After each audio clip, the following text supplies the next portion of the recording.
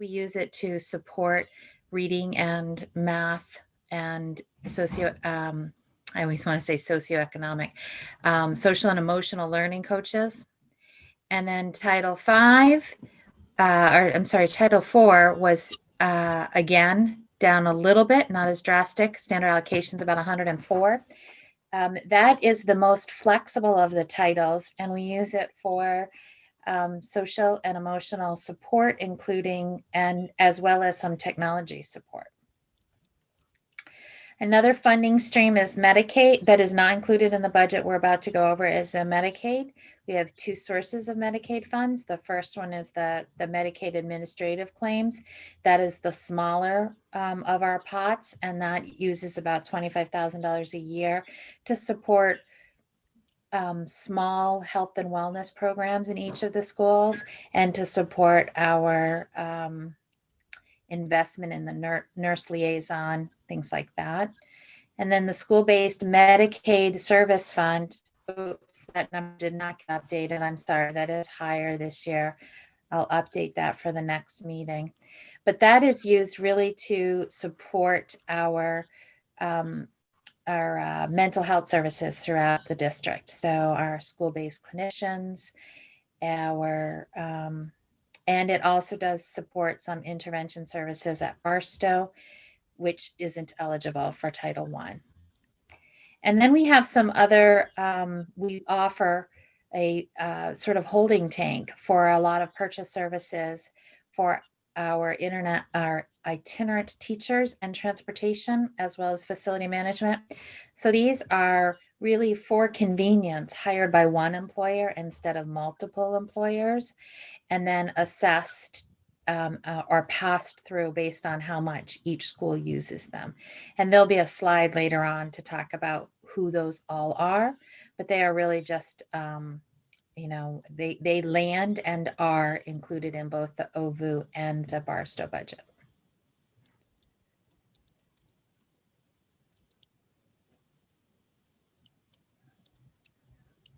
Okay, I'm having the same problem as last night. Oh, there you go. There we go. So it might as well go straight to the good news, the back of the bottom. So our current budget is just over 10 million and our proposed budget is 10.4. That is an increase of about 3.21% or 323,000.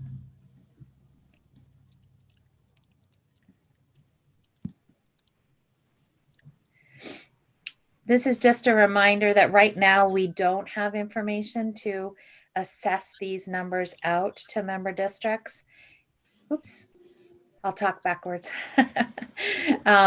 We will be, you may or may not recall, but you approved a policy that freezes the equalized pupils that the Agency of Education provides as of the December 31st of every year. And the reason that's important is because they have not been able to provide final equalized pupil numbers, and our policy assesses or distributes these budget costs to the member districts based on equalized pupils. So we don't have any equalized pupil information, but we will and have more information hopefully by January, hopefully by mid-December. By January, it will be finalized because of the new policy. A couple of things that make this a little bit challenging this year is the COVID-19 and the CARES funds. So we have applied for funding for reimbursement for costs that we incurred last fiscal year. Things such as childcare, PPE equipment, transportation services, and we have every hope that they will be reimbursed, but we don't have the final grant yet. So we've applied for it. The agency has indicated that all the applications will be approved. So we are hopeful that we will see some reimbursements on some previously reported deficits that we'll get the money back on, which will affect the net assessment. So we like to kind of give you a history of what, kind of what our trends are and where our money is being spent. So a function is, if you think of a function, the best way to think of a function is a department. And you can see we have here 3 years of actual, and then the purple is the proposed year. So the direct instruction, you can see that gradual incline and kind of leveling off. Same thing with student support. Instructional staff support has an interesting dip, and that is because the federal and the National Agency of Education changed the definition of technology purchases and switched it from instructional staff support, where it was in 2019, to fiscal services and technology services, 3 columns over, where you see it in 20 and beyond. So I just wanted to, because it's fiscal services, I didn't want you to think that somehow my department just went crazy. It didn't. It was a shift, but you can see it is a level. General and administration, of course, you can see is fairly flat. For our budget, it is technically called school administration, but it's really program administration. So in our case, that's special education administration.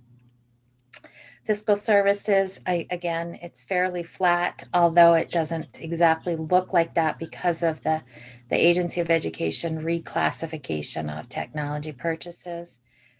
Facilities, transportation has a little bit of this, and a lot of the reason why transportation has a little bit of fluctuation has 100% to do with fuel prices and the uncertainty in the fuel market.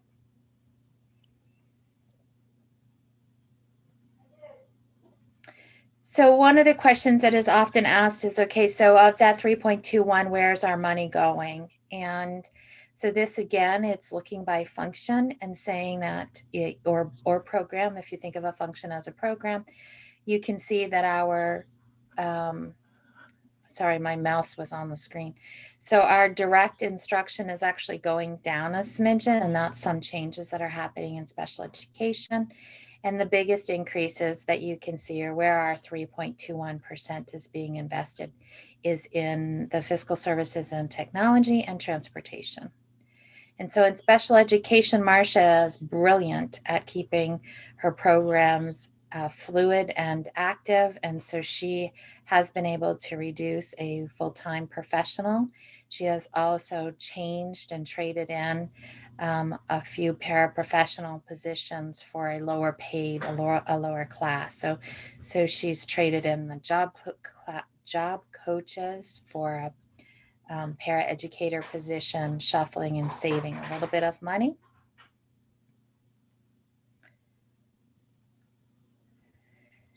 So then the other thing is, okay, so we've talked about where our money goes by department, but what are we actually buying and where are our investments and what we are buying? And so this is what an object is. You can see that the biggest thing, of course, that we are buying are people, staff, and benefits. And you can see that both staff and benefits have a very gradual but continual increase. Purchase services, fairly flat. Repairs and maintenance, in this case, the majority of this is buses, but does also include the central office building.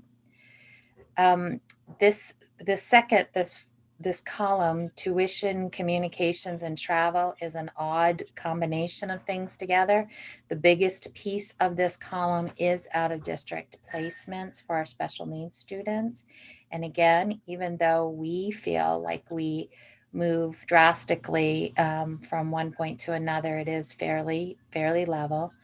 Supplies and utilities, bus leases, dues, and then the last column is the amount of indirect rates that we charge our federal programs, and then we take in as a revenue to help offset all of these costs.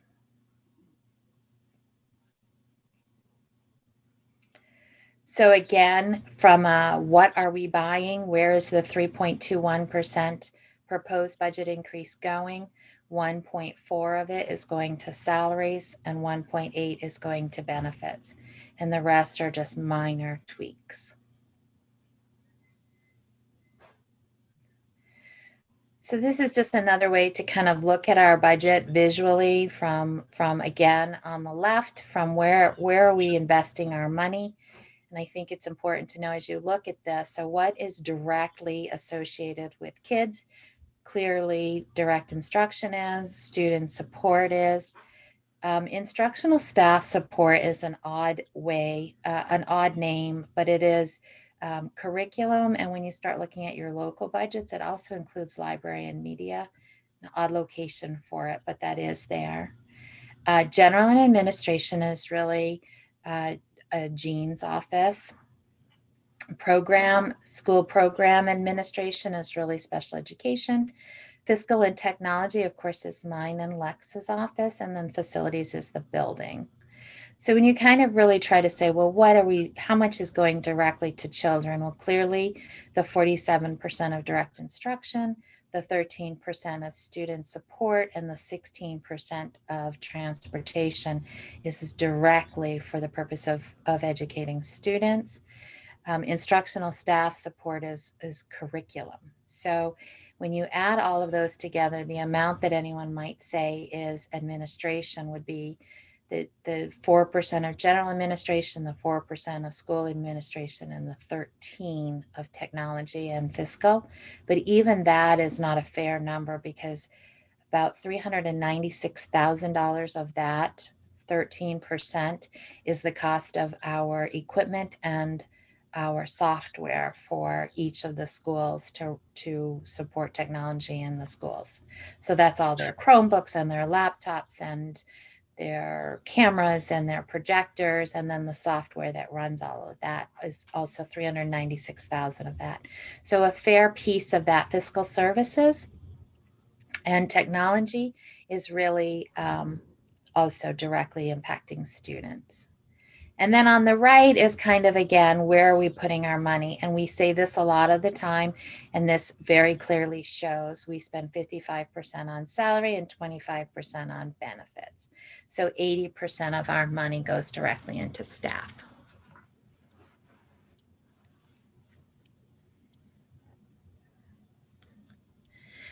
So earlier we talked about that last bullet on the first slide about the purchase services, and whoops. Is that where I'm supposed to be? Yes, I'm sorry. Okay. I jumped too far. Nope, that's okay. That's right. So again, the proposed budget increase is 3.21% or 323,000. Just to give you a heads up and or a reminder, salaries and benefits are per your conversation in executive session last month. Health insurance premiums have been increased by the VHI announcement, and the HRA and HSA amounts are by the arbitration decision.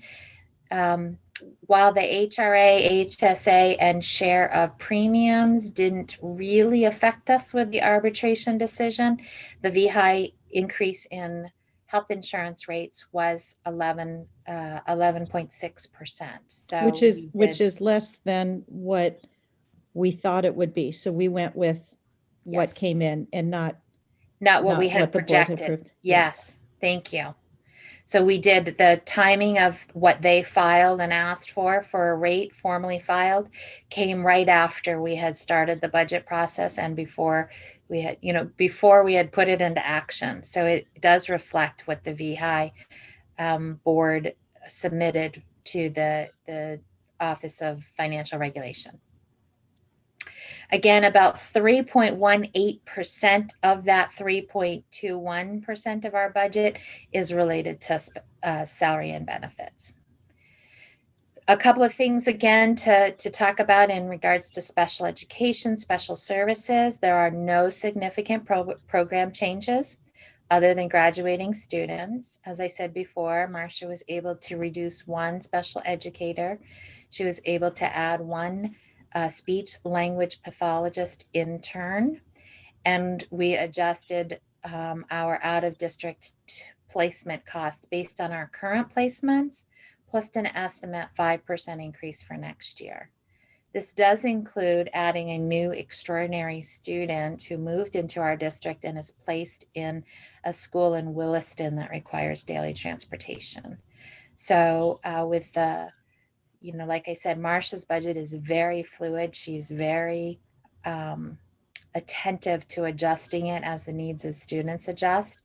And when she can, she reduces or eliminates. And when she can't, she invests. So thank you, Marcia, for your hard work on that budget. Transportation, we felt that this year was not the year. This year was a year to be extremely conservative. We are recommending replacing 2 buses, as 2 buses are coming off of a lease.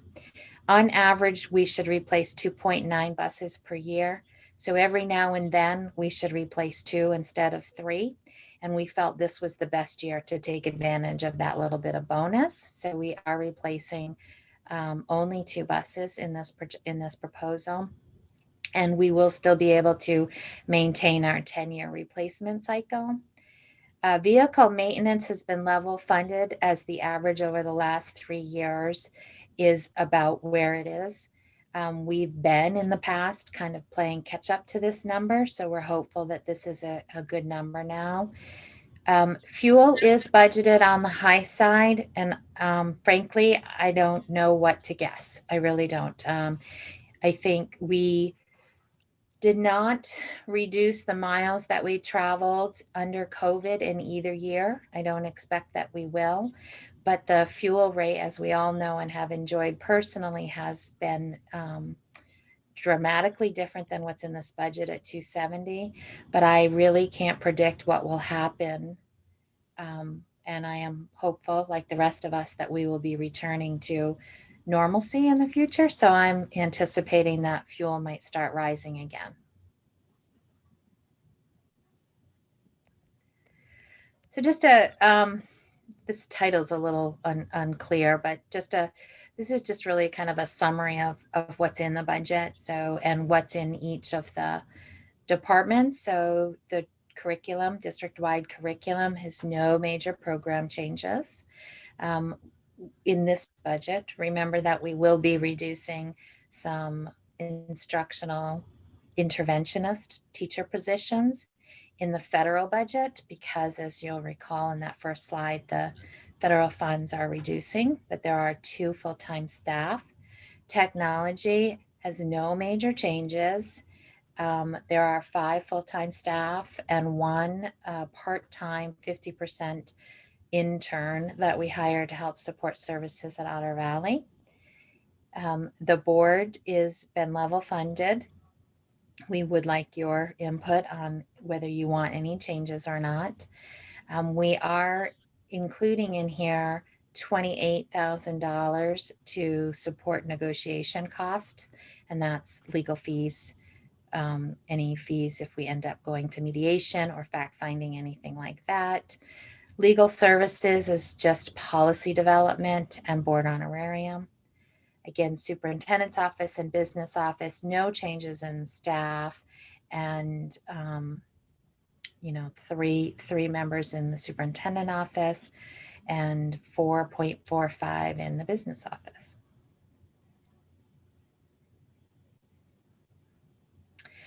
So this is about the purchase services that we have. Just to let you know, again, these are 100% pass-through, so they are not in this budget. They do show up in the local Otter Valley and Barstow budget, but we hire 2 facility management team, an elementary manager and a maintenance person. So this is Steve Eaton and his Jason, can't even remember his last name. Jason does the maintenance to service all of the education schools, elementary schools, and it is funded 33% from Barstow, Lothrop, and Nashville. We have the pre-K program. We've moved that to itinerant so that we can be most flexible in staffing of that program. So right now there are 2 teachers and 2 paraeducators for 4 FTE, and each of the schools, Barstow, Caverly / Lothrop, and Whiting, run 60%, so 3-day-a-week programs, and then they have 1 day of administrative time. We also centralize purchases for ELL, English Language Learners. This is a professional teacher, and that is assessed or paid by the member districts based on utilization. It is a part-time position. We have a part-time library that is shared between Otter Valley and Barstow, a full-time librarian shared part-time at Barstow and Otter Valley, a full-time nurse, which doesn't belong on this list anymore, actually, because she is shared solely through Otter Creek Academy. And I guess I wasn't talking fast enough.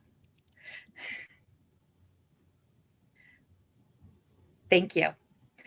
And then this year we added full-time world language so that we could support a position at Barstow and supplemented at Otter Valley. So we have 70% at Barstow and 30% at Otter Valley. And then we have transportation services, which anything is itinerant if it's beyond to or from school. So that includes the Stafford run, after school late runs, any homeless or homeless child transportation, anything that is, I said after school late runs.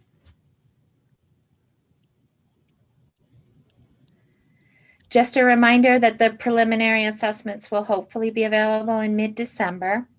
And our new policy actually freezes equalized pupils as of the last day of December.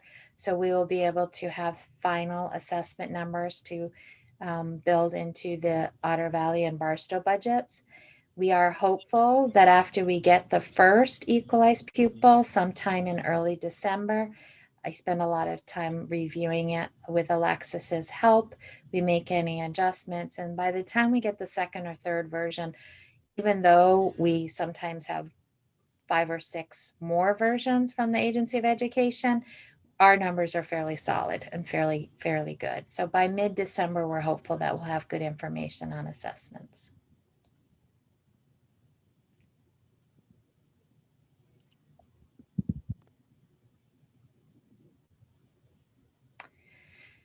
So this has been fun. The funds of COVID, often called COVID-19, could be referred to as the CARES Act or CRF funding. So there are lots of different pots around and various different restrictions with each of them. These are the things that we have applied for or we know we are entitled to. So the biggest one is the CRF funds. And I think it stands for Corona Relief Funds. I can't even remember what CRF stands for. It allows us to cover those costs that we incurred in fiscal year 20 that helped or created a deficit in the general fund. So we are hopeful that we will be able to be reimbursed for those unbudgeted costs.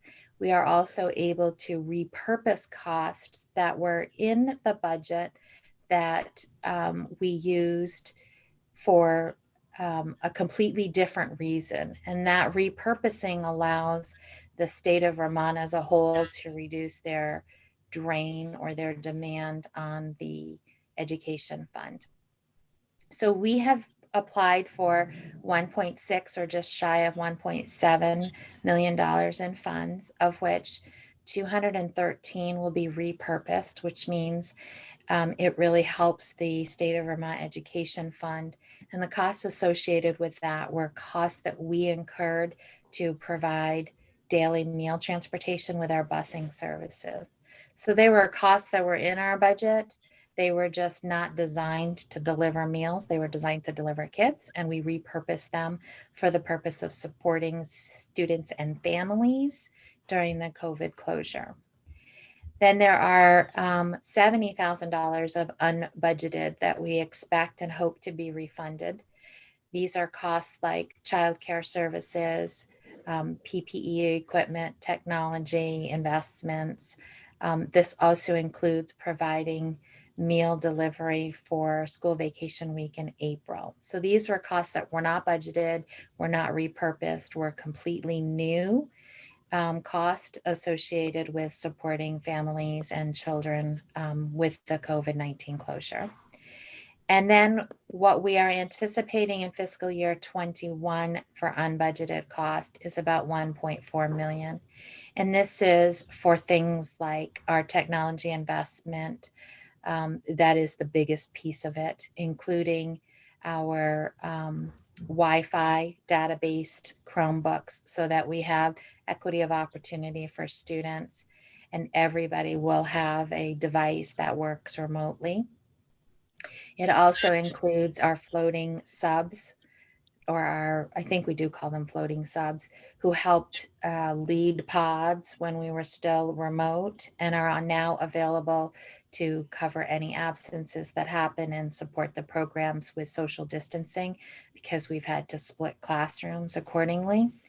Also includes an increase in custodial staff, because our custodial staff need to do uh,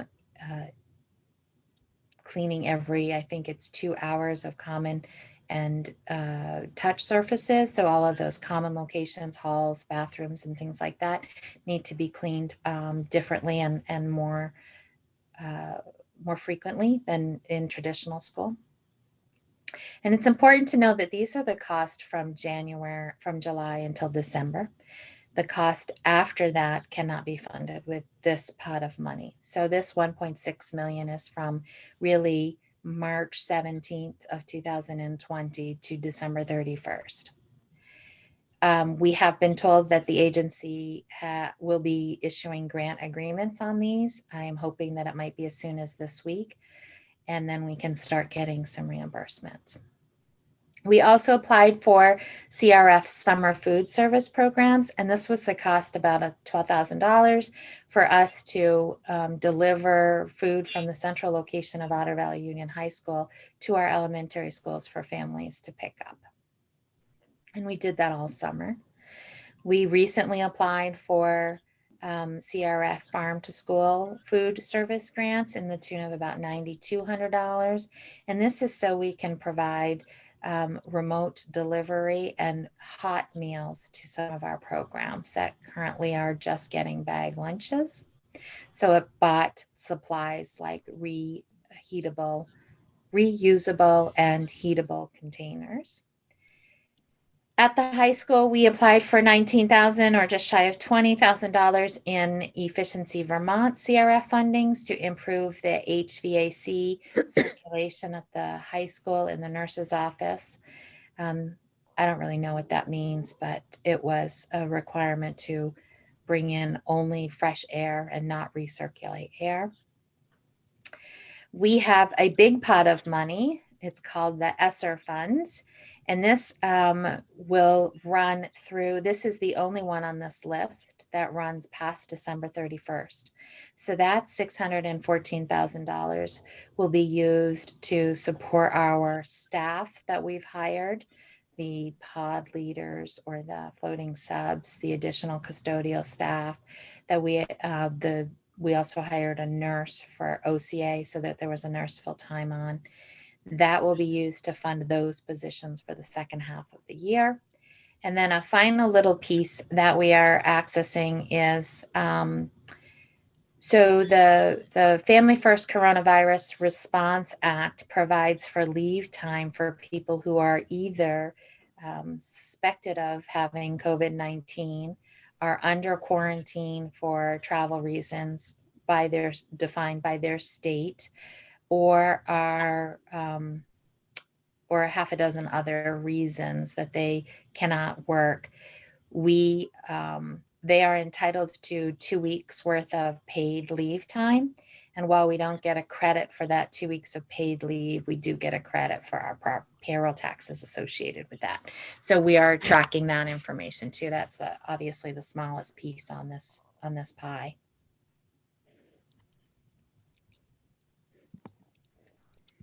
So Questions?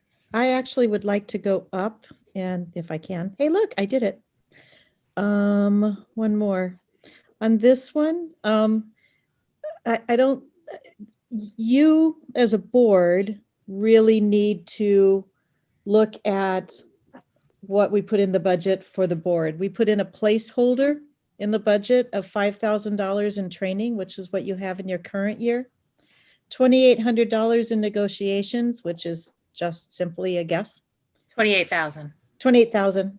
Thank you. There are 3 zeros there, Brenda. Thank you. 5,500 though in legal services and policy work. Honorariums 3,700, and we have a little bit in there for some communications that Allison has been helping with through this. Are those still Do they still appear to be the amount that you want?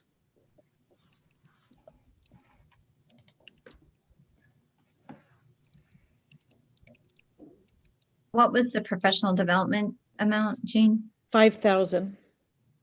And did we use that this year? No, No, no. no, but I think part of the reason you didn't use it this year is because of COVID. Right. In the past, you did use that with, Right. Brown Dog Consulting, as well as the Policy Governance Conference. And when Val Gardner had a VSBA contract with the board, it would come out of here. Her Does it make contract. more sense to have it come out of here or the district budgets or both?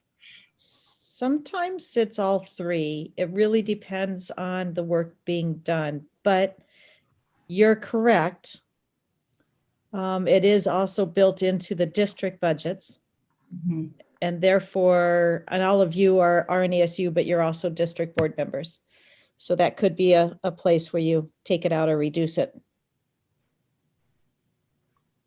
It's not that much money, and I feel like professional development is so essential at both the district level and the supervisory union level. I'd like to see it capped in and hope that we can actually do some training this year.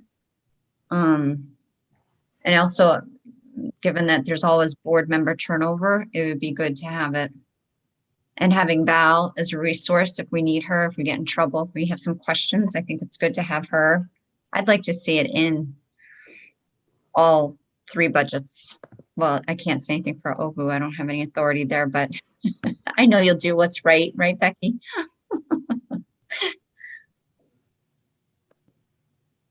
I don't think.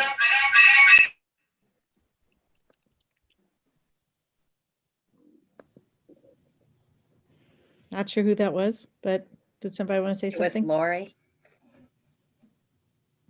Lori, if you tried to speak, then you're muted again.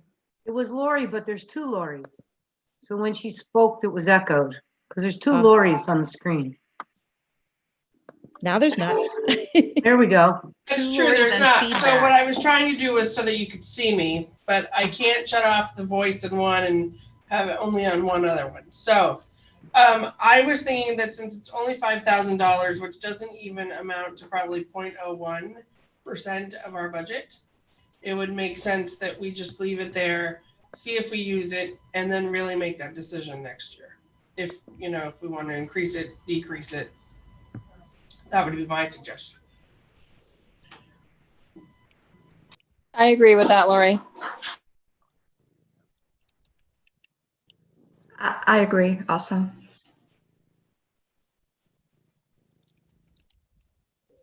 Okay. The only other question I wanted to ask about this was, Brenda, and I'm pretty sure you probably know, is that I think our budget increase in our RNESU last year was over 7%. Mhm. This year we are at 3%. Is Mhm. that, It was 7.8 last year. okay, that's what I thought. Okay. And it's 3.21 this year. And again, once we know for sure the federal funds coming in, we're striving to get as close to zero or level assessment as we can.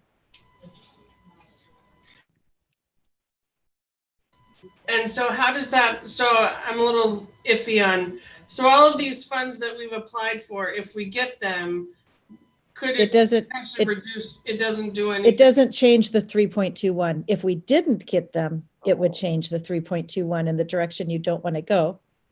But we're fairly confident. I mean, we're supposed to get them. So that last CRF slide is not built into the budget, but we wanted you to know what we're applying for in the federal funds. So actually, if the last slide, if you remember, and thank you, Kristen's reminded me, it's called the Coronavirus Relief Fund. Is what it stands for. That one does have about $70,000 of unbudgeted. If that gets refunded, so that 1B right there, if that gets refunded, that adds to that gets to reduce our assessment, because from this budget, from that 10 million we will subtract any accumulated reserve funds that we have. And right now, some of that, approximately half of that, was booked as a deficit. And if we get that money back, then we won't have to recoup that deficit. Does that make sense? One last question, Brenda, sorry. No, that's okay. So the fiscal year 21 unbudgeted new cost, that 1.4 million, is that, I can't remember exactly what you said. That is all technology, or that is all, that's maintenance, cleaning, and all of that stuff? It's Okay. everything. The majority of it is technology and devices and data plans, but it also includes a nurse at OCA. It actually includes about 15 floating subs and about 5 custodians. Okay, and my last question, sorry, is that I thought at the end of OVUU last year, at the end of June, that we were gonna have surplus funds and that was gonna help buy the new technology. So is that not what happened, or how is that playing out? That is a good question. And that didn't happen because Okay. we were able to fund it with CRF instead. Okay, So just to, I don't remember if I said this or not, all of the monies on this page are not included in next year's budget. We are, the budget that we are presenting is presuming we return to school as normal in a post-COVID-19 setting. We talked a lot about whether that is a good prediction or not a good prediction. But all of these funds on this page require that they not be budgeted in order to be reimbursed. So even in the event of COVID-19 carrying on and some of these positions needing to be carried on into the future, if we budget for them, there would never be any resources to offset them. If we don't budget for them and CARES is renewed or extended or looks differently, then we would have the opportunity to apply in the future.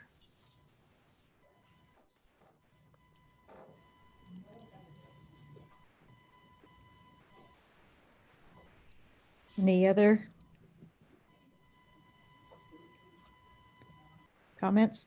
By the way, it's 5:48, so you have very little time left in your meeting. This will come back to you in December, if this is okay to move on at this point.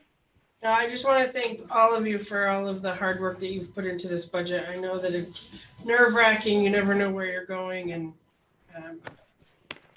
I Thank you. appreciate it. And if I could add 2 comments, Brenda has called out Marcia a couple of times in this, and I again say that continually the most variable part of the RNESU budget is the special education budget, and Marcia does an incredible job of keeping a close eye on that and has bailed out the district many times. I also want to point out really all of them, the work that Lex has done around rolling out a one-to-one initiative that was totally not planned for district-wide, the work that Kristen is doing to ensure that our instructional work is moving forward despite the pandemic, and the work that Brenda is doing to build a budget with a very honest, dysfunctional finance system that the state forced her to move to in January. The hours of even pulling out she feels solid about the data, but it took hours and hours to get that data in a format in which she could report it out to you. So I really want to take the moment to thank we have an incredible central office team, and I want to thank all of them. I'm clapping, so, but you can't see me. And you guys go home and go to bed or whatever you'd like to do.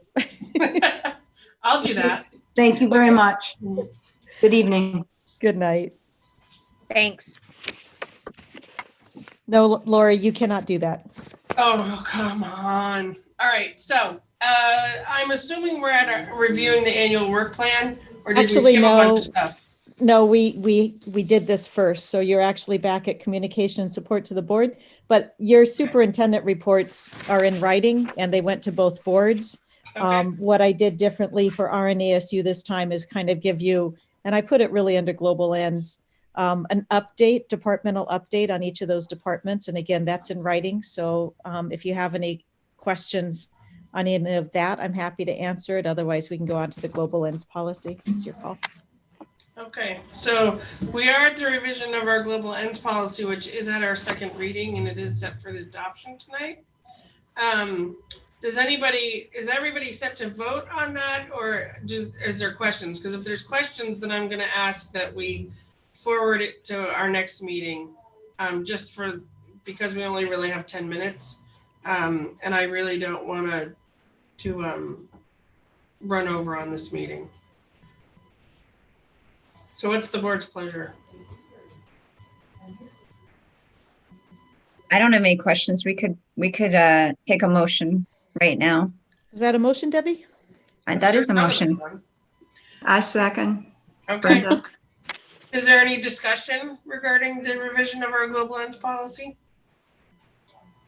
Okay, I'm seeing shaking of heads no.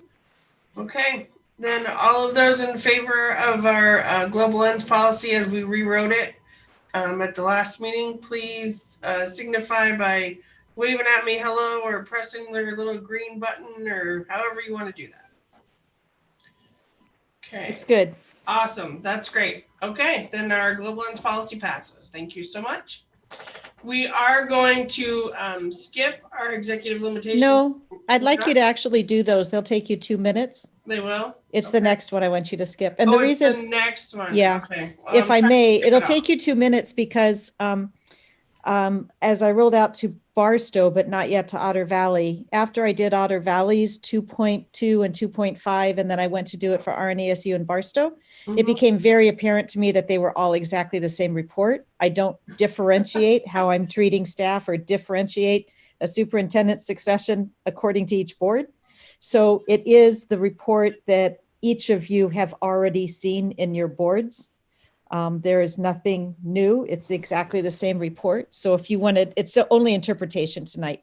So if you were okay with it in your boards, if you're okay with it now, maybe you could just give consensus to move on. And I'll bring back the full report next I'm time. seeing everybody. Okay, then that's what we'll do. Thank you very much for that. And I think you don't have enough time to do board management delegation. Yeah, I don't think we can do that tonight. So we're not going to do our monitoring report 4.3 tonight. We will postpone that till our next meeting in December. And honestly, we may end up postponing it one more time next time, just because of unless we don't take as long for budget. We already did our board. Do we need to do the board job description? Yes. Okay. So that also looks like it's a second reading. It's a second reading, so it should be pretty So, straightforward. I just needed someone to make a motion so that we can talk about it. This is the one where you're just removing the categories that you don't do, like you don't have reserves, you don't have surplus. Okay. So moved. Okay. Someone want a second? Second, Brenda. Oh, Jessica. Any discussion? Hearing none. All right. All of those that approve, please wave at me or thumbs up or green button. Those who don't approve can press the red button. It looks like, okay, it looks unanimous. But Awesome. Charlene, Brenda does not really get 2 votes just because she used 2 thumbs. There you go.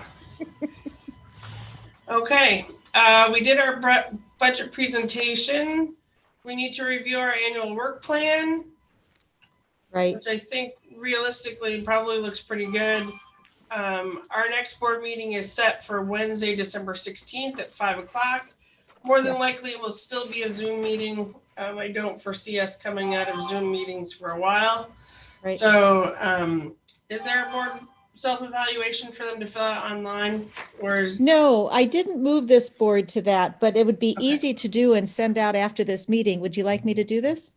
Yeah, I think so. That would be really great. It'll be tonight or first thing in the morning, okay? Okay, perfect. Does anybody have anything else that they would like to bring forward to this meeting before we adjourn? Hearing none, I will adjourn this meeting and I will see a couple of you in the next meeting. And the rest of you, good night, so long, farewell. Have a good evening. Night all.